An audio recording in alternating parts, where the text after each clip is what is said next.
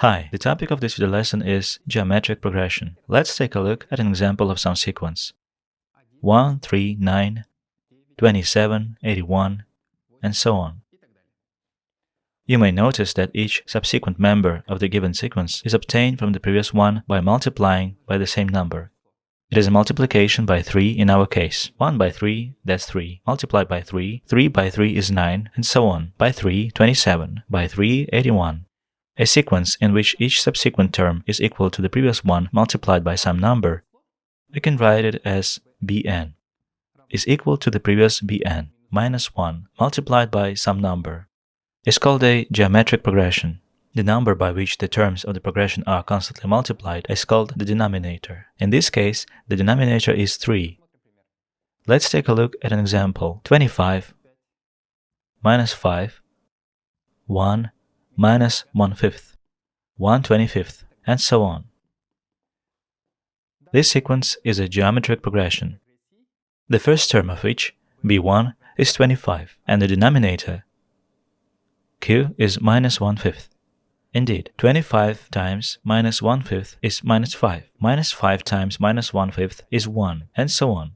The nth term of the geometric progression is expressed recursively. Let's try to find an analytical formula. b1 is b1. b2, as we have said, is equal to the previous b1 multiplied by q. b3 is equal to the previous one, that is, b2 multiplied by q. But if we substitute this expression instead of b2, then we get b1 times q squared. Then b4 will be equal to b3 times q. We substitute this expression instead of b3. We get b1 multiplied by q cubed. You can notice the relation. We have b1 everywhere, and we have q everywhere, to a power less than index. Then we can get the formula bn is equal to b1 times q to the power of n minus 1. This formula is called the formula of the nth member of a geometric progression. Let's take a look at an example. So we have a geometric progression where b1 is equal to 2, q is equal to 3. Let's find the fourth member of this progression. b4 will be equal to b1, that is 2 times q, that is 3, to the power of 4 minus 1, that is 3. 3 cubed is 27. 27 times 2 is 54, so the fourth term is equal to 54.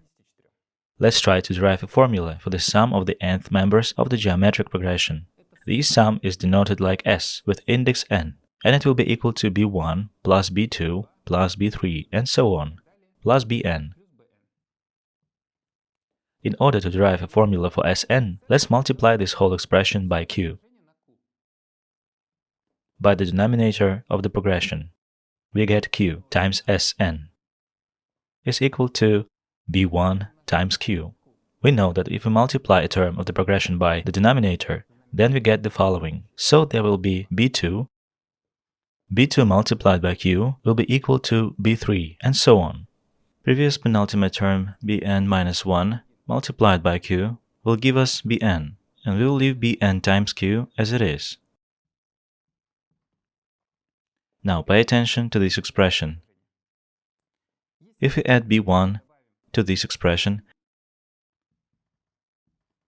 then it will be b1 plus b2 plus b3 and so on, up to bn.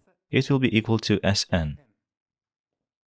But we have added b1, and therefore we should take away b1. Then we get the following expression. Q multiplied by Sn is equal to Sn plus bn times q minus b1. It remains to express Cn from here. If we express Cn, then we get the following. This will be equal to bnq minus b1 divided by q minus 1. Now, using the formula of this term of a geometric progression, we can rewrite this formula in the following form. We substitute b1 to the power q and minus 1 instead of b1. Then we get Sn is equal to b1 is out of brackets. There will be q to the power of n minus 1 multiplied by q. It will be q to the power of n minus 1 divided by q minus 1. This formula is called the formula for the sum of the nth members of a geometric progression. Let's take a look at an example. Let's suppose that b1 is equal to 1, q is equal to 2. It is required to find s5, that is the sum of the first 5 terms.